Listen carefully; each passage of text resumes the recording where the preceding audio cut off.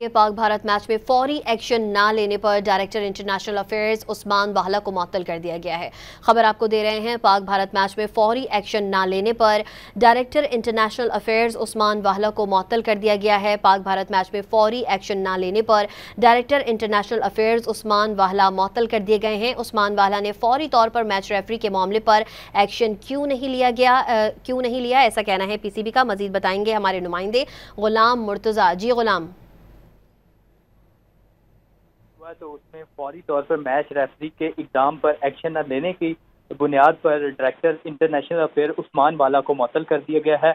और उस्मान वाला इस वक्त दुबई में मौजूद थे जब ये वाक़या भी हुआ, और उसके बाद पाकिस्तान क्रिकेट बोर्ड के ज़राए हमें ये बताते हैं कि उनको फौरी तौर पर पाकिस्तान बुला लिया गया है और ये कहा गया है कि वो पाकिस्तान क्रिकेट बोर्ड आके हदायत करें।